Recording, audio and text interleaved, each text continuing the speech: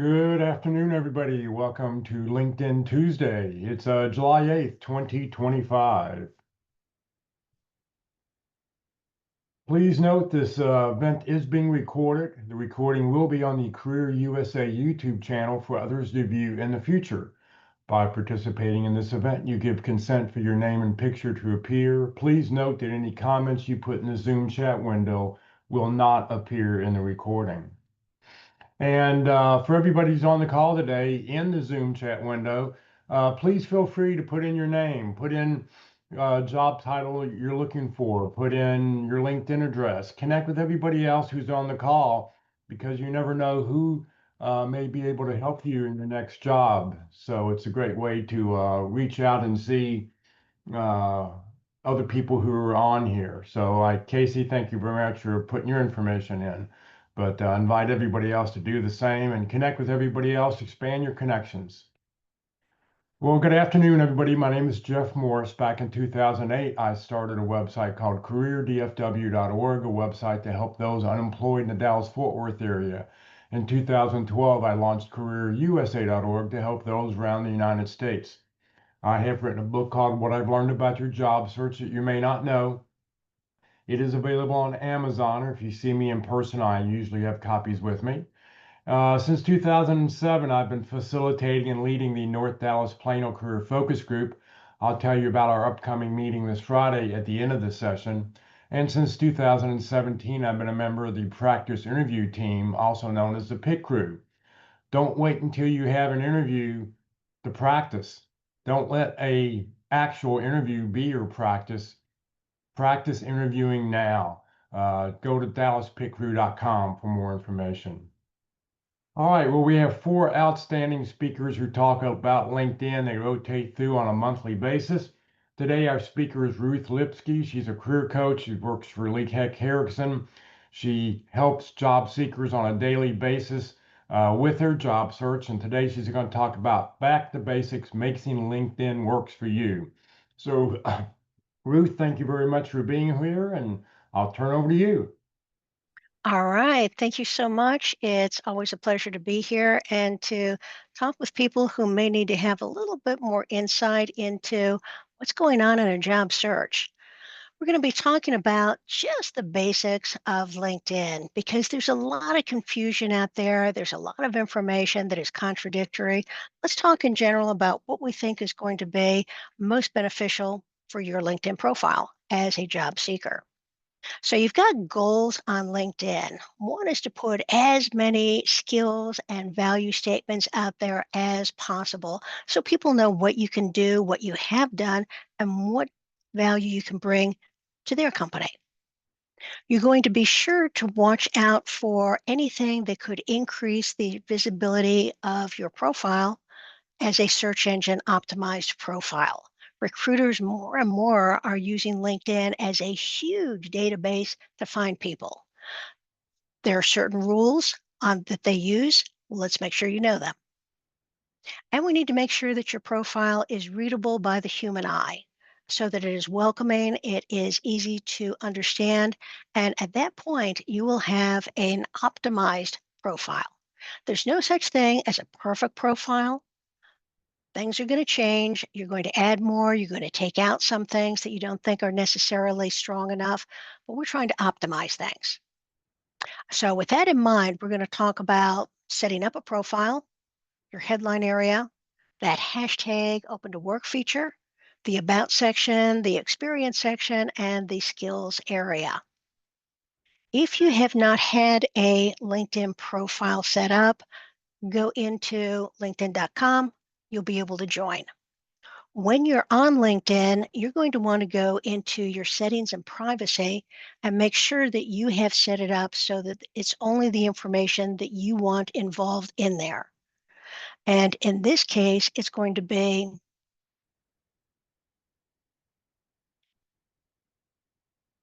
settings and privacy. Couple things to look at in this area. One is your visibility.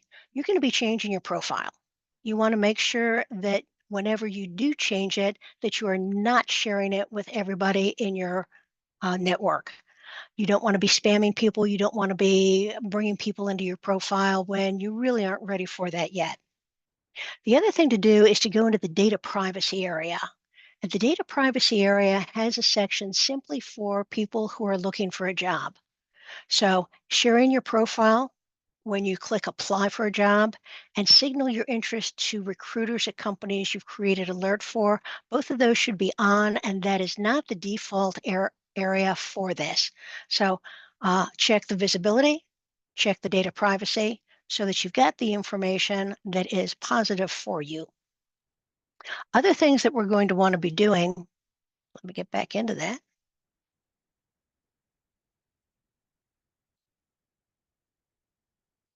Went through all of those, is making sure that your public profile is set up so that the URL is straightforward. LinkedIn creates your LinkedIn URL by taking your first name, your last name, and then puts a string of letters and numbers after it in order to distinguish you from anybody else who might have the exact same first and last name. You're going to want to change that so that when you're on your profile page, you will be able to see on this upper right-hand side, public profile and URL allows you with this little blue edit pencil to be able to change your profile. If you have somebody else with the same name, you can put in a middle initial, you can put in a dash and then put your title or something that is specific about you to distinguish yourself from everybody else. When you're on this page, you should also look at your visibility. You need to be able to show everybody the information that you have in your profile.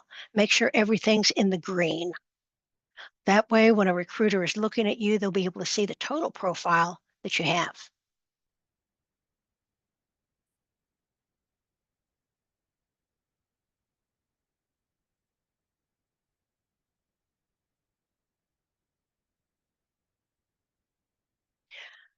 There's also the verification area.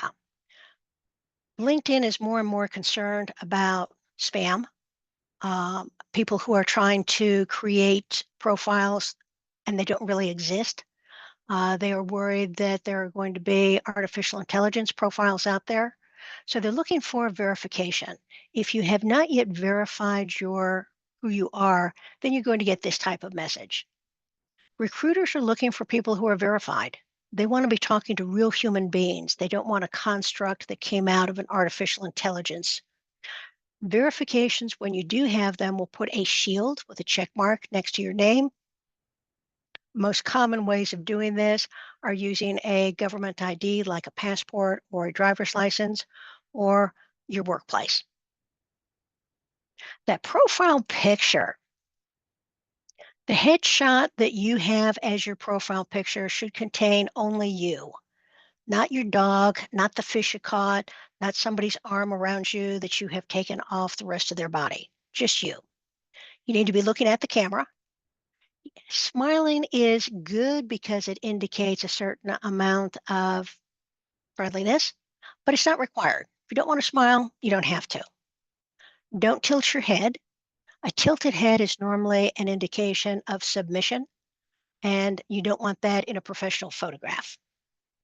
And the clothes that you're wearing in that photograph need to be the clothes that you would be wearing at work.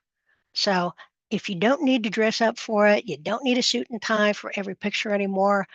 Uh, Polo shirts, button-down collars are okay. Whatever you think is going to be appropriate for you. But if you're too formal, that's going to indicate that you're not quite the match that they were looking for. The background picture is that large rectangular area at the top of the profile page. There's a camera icon on the upper right side of this so that you can upload a branded picture. Now, there are actually three different types of pictures that you can put in that background. One of them is going to be the branded picture, which says something about what kind of work you do, what kind of industry you're in, something that is going to be looked at as a immediate recognition of this is what this person does, this is what this person has available to them. If you are looking for a job, we normally recommend a branded picture. The other types of pictures, though, are a happy place, So it's something that is just going to make you feel good.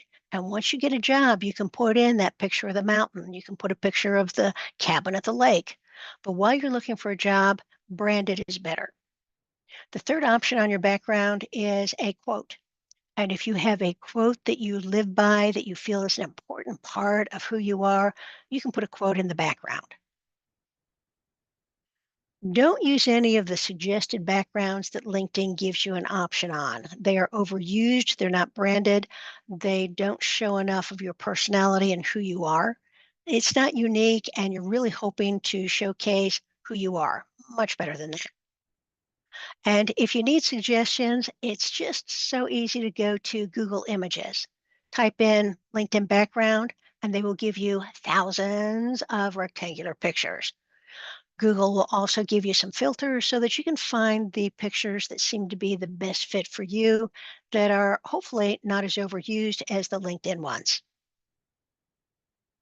Headline, the most important part of your profile. And that's because it is a major factor of LinkedIn. The algorithm is treating every word in your headline as being extraordinarily important.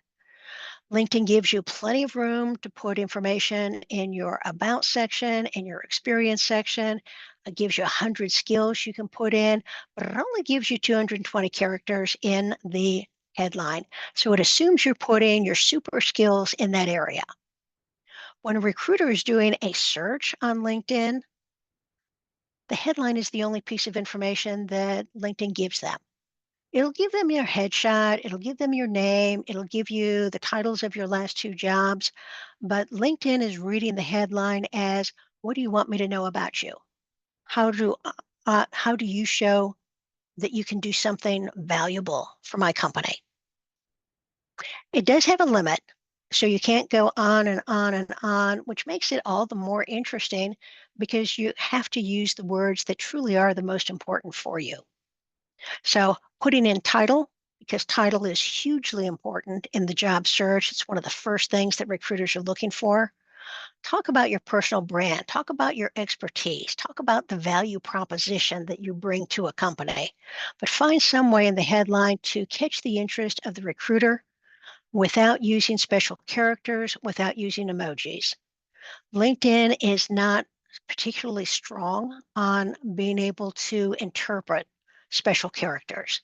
It rather famously says that it doesn't care about special characters, and it does not want to have to translate those across different size devices and across different brands. So it quite often is going to ignore an emoji or a special character or bring it down to the bottom of a search because it doesn't know quite what to do with it. Keep it very straightforward, very much without any formatting. What kind of headlines look good? Couple titles, couple skills. Put it right out in front. These are the things I do well. These are the titles I'm looking for. It does not need to be a title that you have had in the past. This is your future. Being able to put in the titles that you feel you are capable of applying for is important here. You can also have a couple titles and then accomplishing X through Y. So if you think that the skills are not really indicative enough of what you can accomplish, putting in something that is more uh, utilizing the skills in a sentence, in a value proposition, or using X to increase or decrease Y. Be specific. And here's some examples. If you are a full stack application developer, what's the recruiter want to know? They want to know the languages. They want to know the information that you have in your technical background. So putting in skill, skill, skill, skill is exceptionally good because that's what the recruiter's looking for.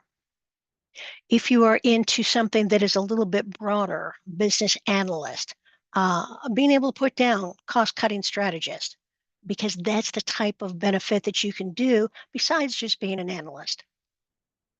Data scientist, machine learning and data analytics expert, innovative in predictive modeling. Put down the key skills that you've used in your jobs and that you want to use in the future. Customer experience manager, Once again, raise satisfaction scores. You can use numbers in the headline. Global marketing manager, putting in what you do, how you do it. Direct customer relations, making sure that people know in a non formal way what you can do and how you can benefit the company. Location's another area of LinkedIn. It used to be on the front page of your profile. Uh, LinkedIn is saying that it's not as important now, but when you are putting in your location, it's going to give you the opportunity to say what country you're in, what your postal code is, and then it'll give you two options for a city. It will either give you the actual city that that postal code is associated with, or it's going to give you a metropolitan area.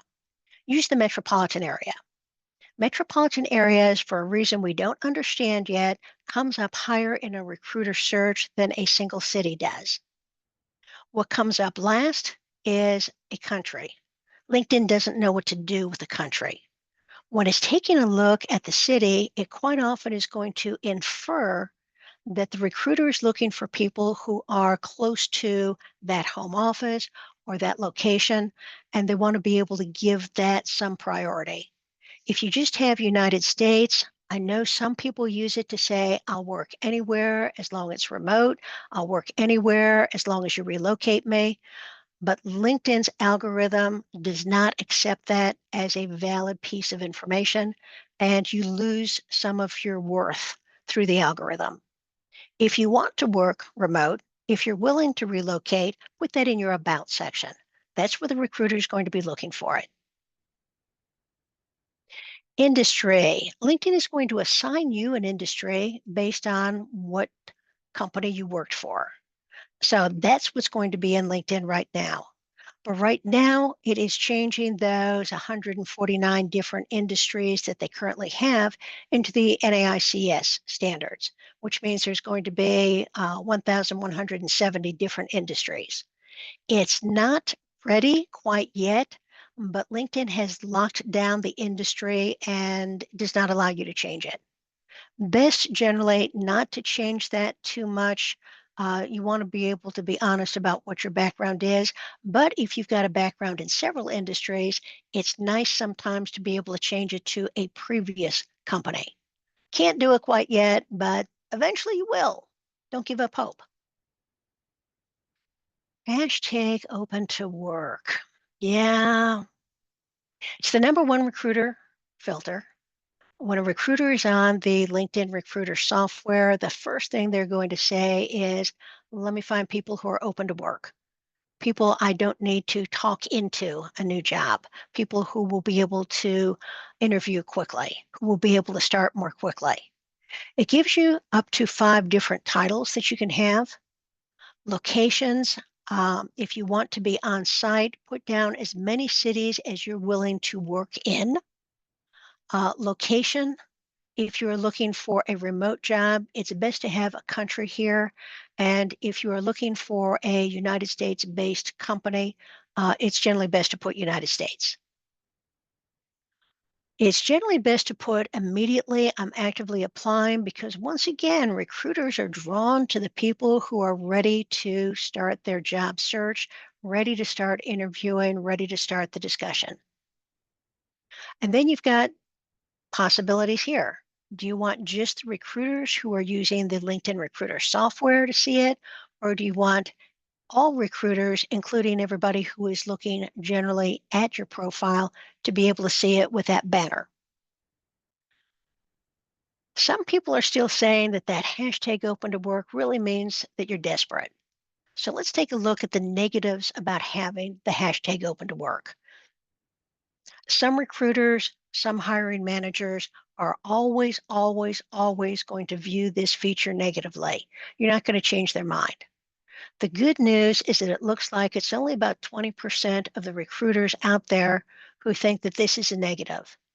Most other recruiters are thinking that it's a positive statement of where you are. Other negative is that it could be a reputation damage. This is generally from people who were part of layoffs more than 20 years ago. Because over 20 years ago, before mergers and acquisitions took whole departments and laid them off. Before the pandemic, where companies had to financially restructure and laid whole departments off. It used to be that the person who got laid off from a company was the poorest performer. And some recruiters, some hiring managers still think that that's why you got laid off, is because you were the worst performer in the department. Thankfully, once again, only about 20–25% of the recruiters out there seem to have that feeling. On the positive side, though, look at this. It increases your visibility. More recruiter outreaches, significantly more recruiter outreaches, 40%, 20% more messages. It's an indication that you're willing to talk, that you're willing to look more closely at possible jobs, possible interviews. And it does give you more networking opportunities because when people see that hashtag open to work, most people are willing to help out, to see if there's something that can be done to help, or just want to be in the same boat that you're in. They might be open to work too, looking for some tips. Generally, we're going to say utilize that hashtag open to work because the negatives are really going down. If you're in an executive search, sometimes you don't want to use that hashtag open to work because you're going to be doing more networking in the background and it might not be as appropriate. But talk, decide what is best for you. There's an area in LinkedIn that's on analytics.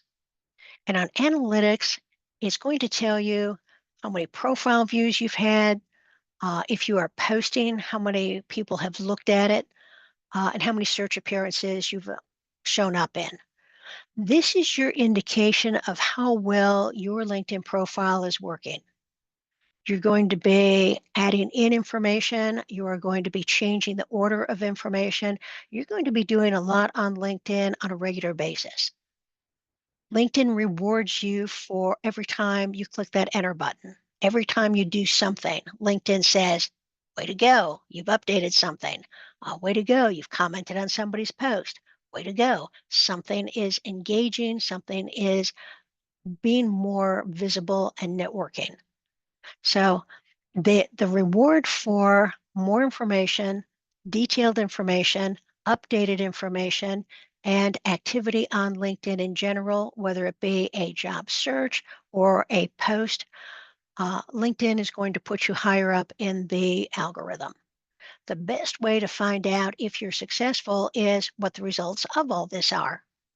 Looking for profile views and search appearances is going to be important, but only to see what the trend is.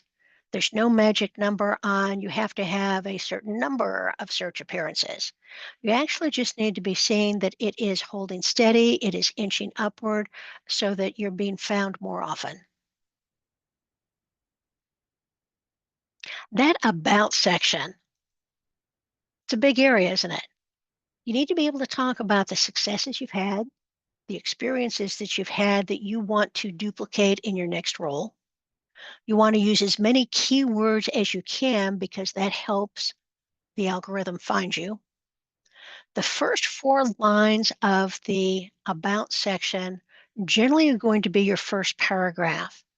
And that's what can be seen before somebody has to click that See More button on the About section.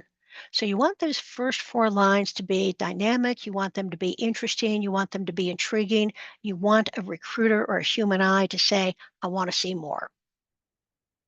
Paragraphs within the About section should be no more than 4 lines deep for readability.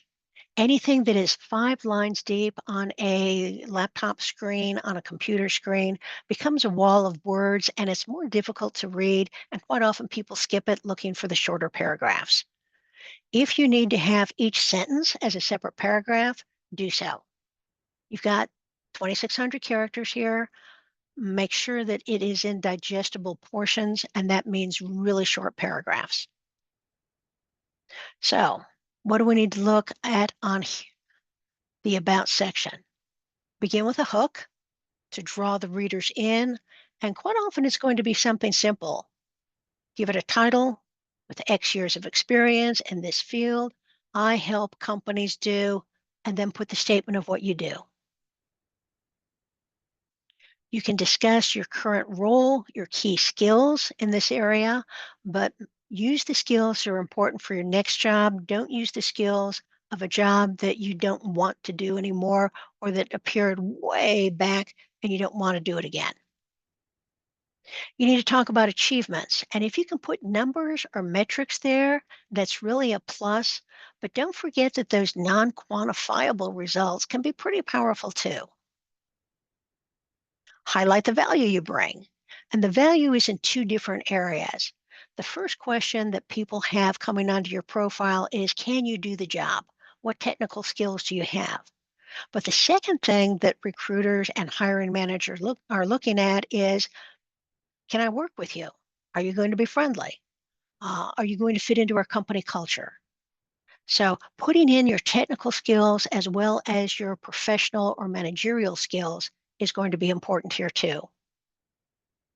And you can also mention something about your personality, something about your interests. Not much, but one sentence toward the end of your about section is a nice way to say, and here's something personal about me. I like hiking. I like traveling. I do a lot of cooking.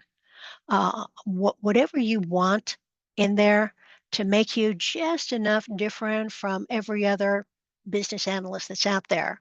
Now you're the business analyst that plays hockey.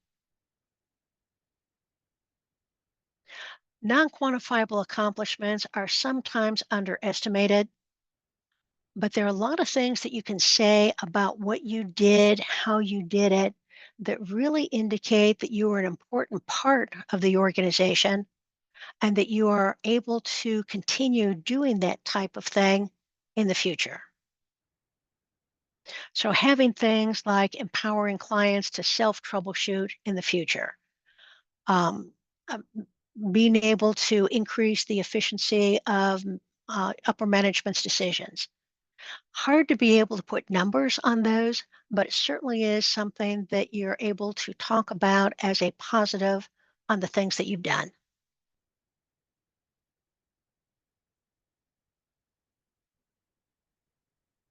Now, there are a couple things that we're looking at in the About section, and they come in different groupings. If you are looking for the same job, same industry, here's an example of what your About section might look like. Notice how short it is. You don't need to use all 2,600 characters in order to say that you are a strong person that can be hired. So, being able to put in a couple numbers, nice. Being able to put in a whole bunch of skills, excellent. So, if you feel that you have skills, if you have a story to tell, you don't need to make it really long and involved. Make it straightforward. But another way of looking for the same job is to be able to say, here's the type of role I want to have next, but here are the skills that led to my success in this role. And here are the stories that tell why I am exceptionally good in this type of role. So, similar to the other, but expands out in more detail the things that might influence a hiring decision that brings them to your profile versus somebody else's. Now, if you are looking for the same job and you're an executive, sometimes you're going to be hampered because you're in under a non-disclosure agreement and you can't put much in the way of numbers. So starting off with a statement of who you are in this key strength area, it's got to be something that is a strategic or a complex type of strength. It can't be, I'm good at communication, I'm good at leadership. Those are overused and they are generally skills that are needed at all levels of an organization. Impactful experience, pulling up 3 to 5 different stories that you want people to see. And in this case, putting in, here's what it is that this story is about, and then put the story behind it. 3 to 5 is kind of the magic number. If you have less than 3, then it looks as if you're not well rounded enough. If you've got more than 5, then you've watered down and diluted the strength of the stories that you're telling. So 3 to 5 key strengths, 3 to 5 impactful experience. Where do you get the impactful experience? You get those from your resume and from the experience section of your profile. You're going to pick out the best stories you have, the best bullet points, accomplishment statements, and you're going to bring them up and maybe expand them a little bit. LinkedIn rewards you for repeating yourself. The more times you say you have a skill, the more times you demonstrate a keyword, the higher level of proficiency LinkedIn assumes that you have. So if you're taking information out of your experience section and putting it into your about section, putting it into your headline, LinkedIn loves that. This is the type of thing that LinkedIn is going to look at favorably. And if you don't put it in the about section and wow them in the about section, you're running the risk of them not bothering to scroll down and see if there's something even better in your experience section. So the higher up you put your key strengths and your information on value, the better off you're going to be. Now, how about if you're looking for more than one job? This is a type of person who could use an awful lot of those 2,600 characters. In this case, you would be putting an information paragraph on who you are, what you do, but you would lay out the different types of roles that you're looking for and why it is that you feel that you can have more than one type of job search going on. We've certainly found that companies give a title to someone and it may not indicate at all what it is the person actually does. So it could be that this person did all three of these jobs in one job that they've had. They're breaking it out so that it's easier for a recruiter to see specifically that job title and the skills and experiences associated with that. So if you're looking for more than one job, you're going to need more than one resume because each type of job probably has a different set of skills, a different set of information that you need. With LinkedIn, you only need one LinkedIn profile. And being able to use that About section to showcase the types of roles that you can move into, priceless. Now, how about if you don't want to do that job anymore? Let's look at a job change and what an About section looks like there. Your first paragraph is normally, I was good at my last job. I'm not changing careers because I failed. I'm changing careers because I found something that I'm excited about. I found something that I feel is a better fit for me. And then putting in the skills that are transferable to that.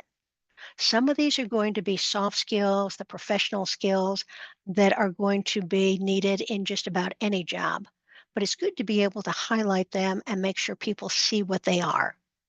If there are technical things that can transfer from one career to another, put those in too. Here's another example of changing careers. Once again, opening paragraph. I was doing this, now I want to do this. And this is why I'm making a career change. Doesn't have to be really long. It helps if you have that statement of, this is my experience that will lead me to be successful in this new career.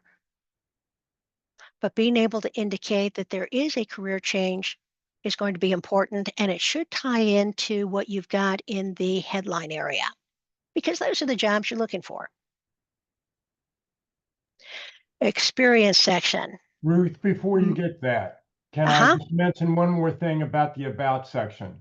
certainly. Please, please, please put a call to action. Very last line here, feel free to contact me on LinkedIn. Feel free to call me. Put your phone number, put your email address. Recruiters want to pick up the phone and call you. They do not want to use LinkedIn InMail to try to reach out to you because it has a very low response rate. So make it easy for somebody to pick up the phone or to email you directly by putting your information in the About section. You'll see here on Ruth, She's got it at the very bottom. If you don't want to put your phone number, that's okay. If you don't want to give out your phone number, you can get a Google Voice number for free and have it forwarded to your cell phone. But make it easy for people to reach out to you. Perfect thing to be able to say. Because once again, recruiters have a limited number of messages that they can send out each week. They don't want to waste them.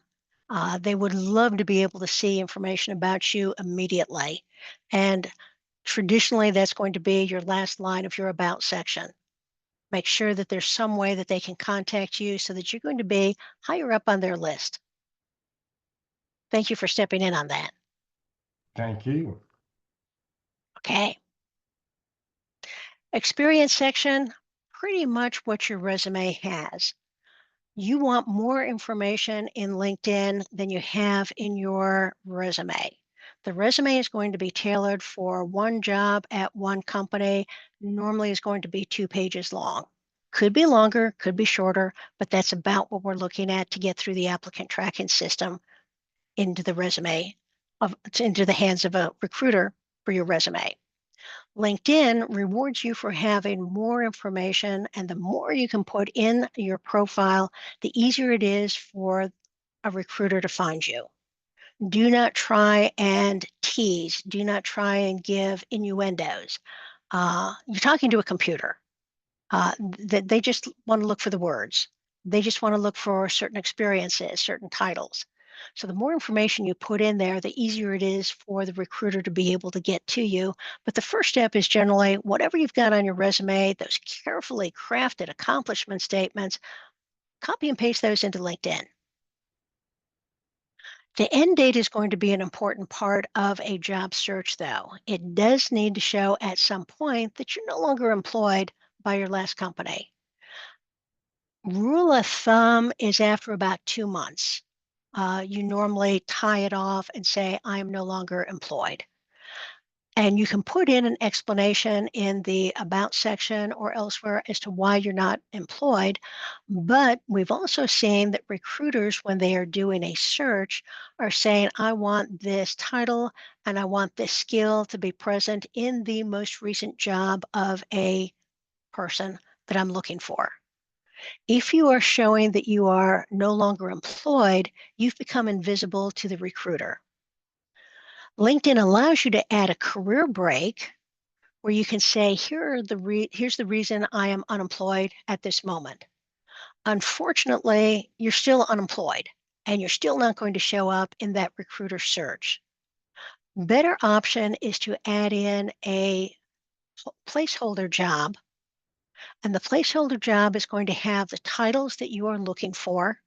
It's going to have either self-employed or it's going to have open to work. It's going to be something that indicates to the recruiter that you're not employed, but you know the importance of having current information out there. Don't try and fool the recruiter. But it's easy to say, not working right now.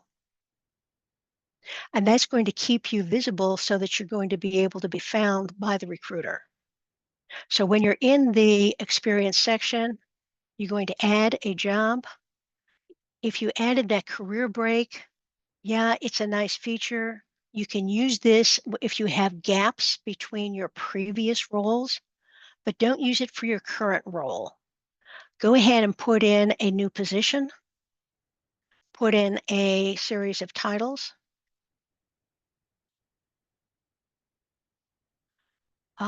employment type.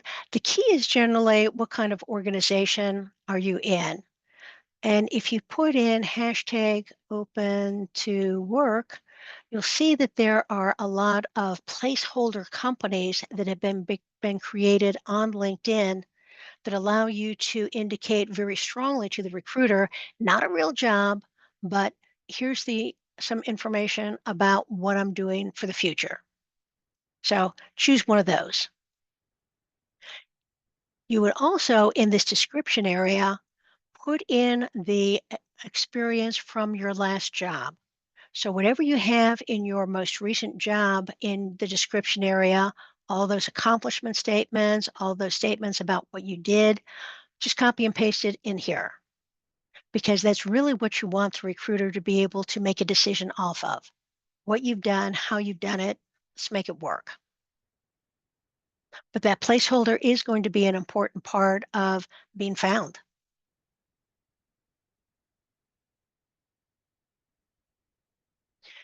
Titles are going to be important. And we talked just briefly that companies are going to give you a title and it may not necessarily be what you really did. So, being able to create titles that are more associated with who you really are, what you really did, is going to help the recruiter understand what your capabilities are. So, in my experience section, Lee Hecht Harrison tells me I'm a career consultant, but the more normal title is career coach. I put a pipe in between to say, here's a translation for it. Same thing, just different company's way of indicating what that does. However, in this previous role, I had a title of Senior Manager of Training and Development, but my team of people's main responsibility was moving classroom material into an e-learning environment. And during that time frame, I could have been an instructional designer, I could have been an e-learning developer, and if I wanted to move into either of those two areas, I need that in my title area to show I have done the work that is associated with this title. So if you have a title that didn't necessarily explain who you were, what you did, put it either as a I'm translating it for you or put it in parentheses so that a recruiter, a search engine will be able to find you with the types of skills that you actually had during the time that you worked in that role. Education. Most people are going to put their college, but you can include classes and courses that you took outside of college. You can put in the courses that you took in your company if your company provided some types of training capabilities. Put those in. If at some point you want in an interview to say, I'm a lifetime learner, I'll be able to pick up that skill without a problem, you need to be able to prove it on LinkedIn by showing that you have taken classes all through your career and have been able to utilize the information there. So if you are getting a certification, if you are taking classes to become a PMP, put that in there. Skill section. LinkedIn has identified 3,600 skills. You need to find the ones that are most appropriate for the next job that you've got. And in the skill section, they allow you to have 100. Don't necessarily need 100. If you don't feel that you need them, don't feel as if that's a requirement. You need to have both the technical skills and the managerial skills. And we say here that the managers need to have that because that's a big part of the interview process. Tell me about your management style. Tell me about a time that you had to work with an employee who's not performing. Being able to put in information about that in LinkedIn is good. However, even if you don't have people reporting to you, you have a managerial style. Do you collaborate? Do you build relationships? Do you have influential communication? Being able to put in those skills indicates that you're balanced. You're not simply a technical person. You've got more skills than that, which makes it easier for you to be able to fit into a new company. Now, LinkedIn will only recognize a skill if you've got an endorsement associated with it. So you may put in 100 skills, but if somebody has not verified it by giving you an endorsement for it, then LinkedIn's algorithm skips it. If it can't be proven by somebody else's endorsement, they're not going to believe it either. So if you have recently updated your list of skills and you're proud of the skills that you've got there because now it describes more specifically what value you bring, send a note off to a couple people in your network and say, I'm trying to improve my LinkedIn profile. I have added these skills. Would you mind endorsing me for the ones that you feel are a best fit? And in return, let me know what skills you would like me to endorse you for on your profile so that it shows an updated verification of that skill. It's easy to verify somebody's skill. It's easy to give an endorsement. Do it. Now, the LinkedIn algorithm assumes that the more endorsements you have for a skill, the higher level skill that is. Recruiters don't feel that anymore. It used to be that they were looking for skills for the people who had 99 endorsements for a skill because they felt that was a really strong indication of their ability to be successful. What they learned, though, is that that sometimes just means that they have a good network group, that they are socially active on LinkedIn. So, although the algorithm is going to give you more points in their score if you have a lot of endorsements, recruiters don't look at that nearly as in that way. Now, your skill order can be changed. So, going into the three dots on the upper right hand side, could anything be more hidden on LinkedIn? And clicking on the reorder is going to allow you to click and drag on the right-hand side, moving them up and down. It is best to have your top two super skills at the very top because those are the ones that are going to appear on the home profile page. But when a recruiter clicks See All Skills, take a look at how many they can see. Reorder your skills so that your best skills are toward the top.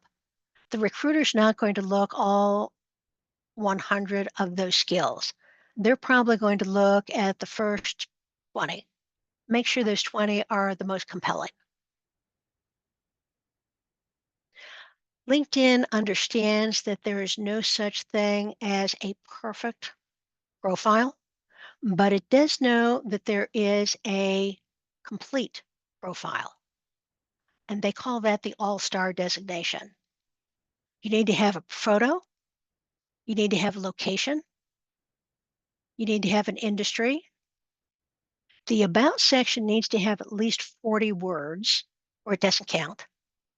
You need to have a current position, which is why we've got that placeholder position that we're creating. It needs to have education, and it needs to have at least 5 skills in your skill section. If you have all of these, you are an all-star, and they do give priority in their algorithm to people who have all of this information because they feel that the recruiter is going to have more information about you to make a decision on. How much of a boost does it give you? Nobody knows because that LinkedIn algorithm really is kept secret. But if you can be an all-star, set it up that way. But the other part of the algorithm is that eventually a human being is going to look at your profile. And when they do, they're going to be looking for certain things. But let's take a look at the algorithm for LinkedIn. Don't use special characters or emojis in your profile. LinkedIn doesn't know what to do with them. It will read them, but sometimes it skips them, skips information. And when it moves from your Word document on Chrome to a recruiter Samsung phone, it refuses to translate those characters or emojis accurately. And it could be just about anything that gets translated in there. You don't want that. You want to control your narrative. The more times you mention a skill, the higher level of proficiency. Words in the headline have the highest value. Locations with a metropolitan area come up higher than single cities and way higher than countries. Only skills with an endorsement can be seen by the LinkedIn algorithm when it's doing a search.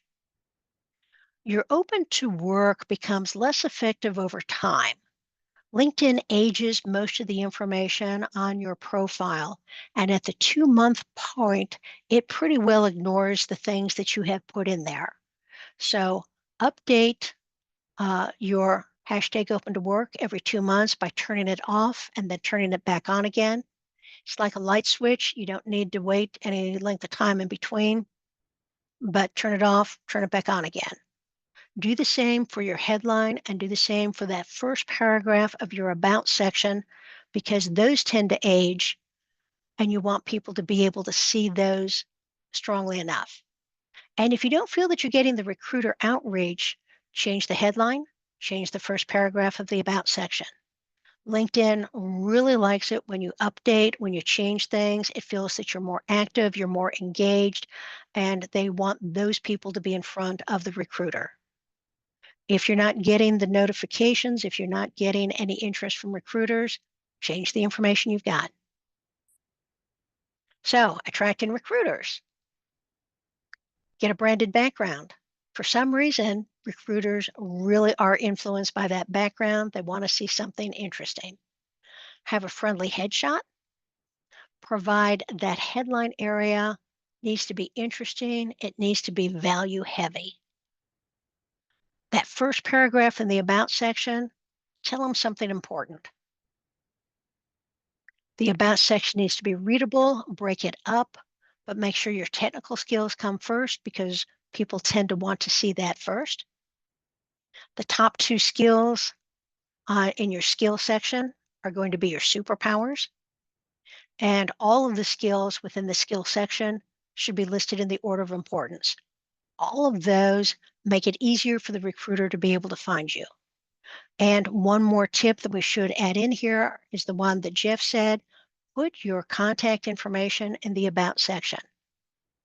It'll help recruiters find you, and the little things are the ones that are going to be I'm making your life easier. Contact me. I can do this in the future. So, phone number, email, something in the About section so they can contact you outside of LinkedIn. Now, how about these for statistics? This comes out of LinkedIn. Most of these are going to be associated with a human being taking a look at your LinkedIn profile.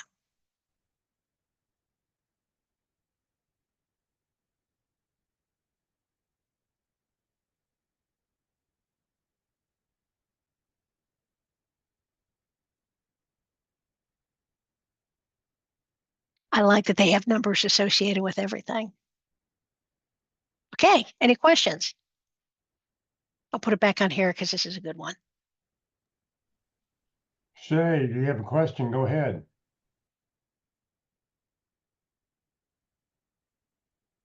Nope, I think you're still muted. Thank you. There you go. Thank you. Sorry about that. Thank you, Jeff, and thank you, Ruth, for all of this valuable information. This is fantastic. I'm currently unemployed, mass layoff in February. Could you go back to the experience section where you mentioned either adding a career break? Oh, yeah. Let me just take you there. Thank you. So when you're did you say it was better to add it as a job title versus career break when you click the addition? exactly a career break is good if you are filling in gaps of employment for years ago. Why were you unemployed for the 3 months in 2019 and 2021? So this is okay for that. But if you're looking for a job, you absolutely have to have a current job. So you're going to add a position. And that add position is going to be, here are all the titles that I want, and put a pipe that's straight up and down character above the enter key on your keyboard. A pipe is a separator because it means or on LinkedIn. Put as many titles there as you want because this is what you're going to be looking for. Okay. Putting in a company open to work, looking for new opportunities. Put something here. It's a free form field so that you can put anything you want. But you absolutely need to put in the description area information about why a company should be looking at you more seriously because the types of roles that you've had in the past, the experiences you've had in your most recent job. Okay. All right. Thank you so much. And then one other thing, the open to work banner, if I'm not mistaken, I believe you stated For myself, I have it set open to work, but it's been like that since February. If I'm not mistaken, did you say go into LinkedIn, turn it off, and turn it on approximately every 2 months, Yes. just So like you're a gonna light switch? so you're gonna delete it, Okay. and then you're going to put it in again. If you're Okay. concerned about losing the information that you have here, go ahead and take a picture of it Okay. so that you can re-enter it. But every 2 months, you need to re-enter this so that LinkedIn knows you're still looking. Otherwise, it feels after 2 months that maybe you're not looking. I don't know where it got 2 months, but Okay. yeah. That's fantastic information. I really appreciate it. Thank you so much. Mhm. All right, let's see here. Jody asked if a recruiter is only looking at the first 4 lines of the about section, how will they see your contact information if it is at the end of the about section? The first thing you want the recruiter to do is to want to contact you. And you're going to do that by putting in the first 4 lines of the About section, which is all they can see before they click on the See More. Putting in your phone number or an email at the top. Some people love it at the top. I think you need to draw the recruiter in before you offer the opportunity to connect. But either way is probably fine. Yeah, if a recruiter has read it and goes, boy, I want to know more, they're going to click on see more, and your information will be there. Let's see here. Somebody called iPhone has said, I've heard if you don't use all the characters in the section, you will not be as high in the algorithm. Can you revisit this point? Quality is more important than quantity. Being able to have keywords, skills, experiences that are needed for the next job is going to be important. When people say use every available inch of LinkedIn, it's just the acknowledgement that LinkedIn is going to reward people who have more content in their profiles. Not necessarily that they have gone on and are monologuing you in their profile. So a lot of words, a lot of abilities, repeating yourself where it seems reasonable, but don't put in information that's fluff. And especially don't on your resume, because some applicant tracking systems have a fluff factor that they calculate on a resume. How much of this is associated with my job and how much of it is nonsense that I don't care about? And if the fluff factor is too big, they sometimes think that you don't have control of the narrative and have poor communication skills. LinkedIn does not have that, but the same theory is there. Don't put in information that's not necessary, but absolutely tell your story. Casey asked, for the branding background, do you think word clouds are good use, or should they be more streamlined and focused? I've seen some word clouds that are very good. I would say word clouds are good as long as they've got the words that you feel are the key skills. The background that I dislike is generally skylines of a city. Unless you're a property manager, the skyline of a city really doesn't tell the recruiter or the hiring manager much about what your skills or background would be. And if anybody wants to look at my profile, I do have a word cloud built into my picture. But I also, on my word cloud, in addition to that, have the picture of the book I wrote and has my contact information right in the word cloud, so people can go right to, people can see it right away. Here it comes. So, the word cloud tells somebody what I do, and my contact information is right there if somebody wants to reach out. And Jody asked, notice on Jeff that he has the orange background here, an orange background here, and primarily orange here. He has color coordinated his background because he is an overachiever. You don't need to do that. well, I can say that I didn't plan on it. I didn't plan that way for it to happen. So it looks good, I guess. Okay. Jody asked one Overachiever last by question. nature. Go I'm ahead. so, Overachiever by nature. Oh, okay. Yes. Jody asks, what happens if you're at a position just to gain employment, but it isn't what you're looking for? I'm already pivoting to a new career. In which case, you may want to indicate in your About section that there's more than one type of role that you're looking for. Um, it's not unusual to pivot. There are um, there's a lot of uncertainty in the job market right now.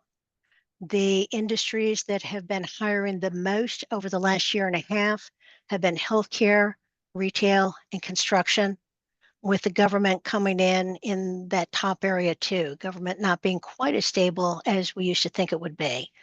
But if you're doing a pivot into a new industry because it is a growing industry or a more sustainable industry, being able to indicate why you're making that change and what your skills are is going to be important. And doing that explanation in the About section is probably your best bet. Where I am right now is I was in business for almost 40 years, sales, marketing, in healthcare, also doing a lot of administrative work. Because of COVID, and I live in the Northeast, and I am relocating to your area, hopefully by the end of the year. During that period of time, I went out and decided to go the clinical route and get my licensing in radio as an X-ray and a CT tech. What I'm looking to do is, at this point, getting licensed in Texas is going to take me a very long time because of the adjudication and the different things in order to get licensed in that field in Texas. What I was looking to do is possibly marry both the clinical side and the business side, and use that as possibly taking the sales and marketing, but working for healthcare to medical device company and marrying both sides of that. As I said in my text, in the meantime, what I'm doing here is I'm working for a cardiologist and I'm working with nuclear medicine and preparing and working with his patients with nuclear stress tests. So that's what I'm doing right now, which actually isn't on my LinkedIn profile because I thought that might hurt me more than help me at this point. So I'm a mess in plain English. Uh, what you can be doing though is that when you're in the area for licenses and certification, since you are awaiting certification for Texas, you can put in certification, and instead of the date that you're issued, you can put in an expected date. Okay, So that's helpful. try that and see if that helps. Okay, that's helpful. Thank you. And that's also true for anybody, education-wise, if you're working on an MBA or you're working on some certificate, you can always put expected completion May of 2026. That tells Yeah. people what's going on too. Now, Okay. my other question would be is I have all these licenses in New York. Do I put them on my LinkedIn profile? Absolutely. Yes. Those were hard to I achieve. even have insurance licenses from years ago, which are still current, you know, If they're my current, put them in there, my unless you triple don't want to do backup that plan. anymore. If you don't want to use those insurance licenses anymore, don't put them in there. But if Okay. you're still staying in that field, make sure they know that you've done it before in a different state. You're just working on it in a new state. That Well, see, helps. that's where my sales experience is in the insurance in the healthcare insurance industry as far as benefits and things like that. So that's why I'm unsure of whether to include that or not. I would. Thank you. All right. Pleasure. Well, Ruth, thank you very, very much. Really appreciate it. If you want to connect with Ruth, this is one of Ruth's LinkedIn profiles. She keeps changing her picture on me every time, so I don't frequently I don't have the most current one up there. There was Earth Next Day. week, our speaker is going to be Kurt Vonnemotter. He's a retained search executive. He runs Linked Executive Search, and he's going to talk about LinkedIn from a recruiter's eye, what he's looking for when he's trying to find you. Uh, Career DFW and Career USA, we're putting on training 3 days a week. Tomorrow, the practice interview team will be meeting in person. For those of you who live in the Dallas-Fort Worth area, come join the practice interview team. You can watch an interview. You can be interviewed if you sign up in advance. They meet in person on the first, second, third, and fifth Wednesdays of the month. And on the fourth Wednesday of the month, they were online only for those people who are outside the DFW area to join, be able to watch a practice interview. This Friday at the North Dallas Plano Career Focus Group, we're going to do an open forum. We'll have, you have questions about your job search, you can ask us. We're going to sort of focus though on if you're looking for contacts at certain companies. We're going to ask everybody who's there with their LinkedIn on their phone or on their computer to look up. We'll mention a company and they say, do we have any contacts, and how can we help each other build some contacts this Friday. If you're welcome to join the Career DFW or Career USA LinkedIn groups, you do not need to live in the Dallas-Fort Worth area to join the Career DFW group. But I will say, I will look at your profile. And if your profile is not mostly complete, I will deny it, because why are you on LinkedIn with just your name and nothing else? You want your information on there because you want to be found. So I encourage you to join the group. It's a great way to connect with other people. This session has been recorded. It will be on the Career USA YouTube channel. Later this afternoon, you will be able to, if you want, please subscribe to it. And that way, every time we post a new video, you'll find out about it. We've got over 680 videos currently up online. On the Career USA YouTube channel, it looks something like this. Click on playlist and then pick the playlist that you want. Don't click on the video, but there, where you see that red arrow, click on view full playlist, and then up will come a list of dates and topics, and you can go and select any video that you want at your convenience. If you're not receiving emails about our workshops and you'd like to join the Career USA mailing list, you can just scan this QR code or just send a blank email to Career USA, the + subscribe at groups.io. You'll never be spam because I control the list. I control the email going out. Usually it's only 1 or 2 a week. So please, if you're not getting anything, do this and you'll get all the links that we're talking about every day. Please note, Career DFW, we're a 501c3 nonprofit organization. We've got all of our speakers are volunteers. Ruth is volunteer. I'm a volunteer. Everything I've done over the last 15 years has just been to help you land your next great opportunity. So thank you very much for joining us today, everybody. Have a great Tuesday, and we hope to see you at the PICRU or the North Dallas group this Friday. Thanks, Jeff.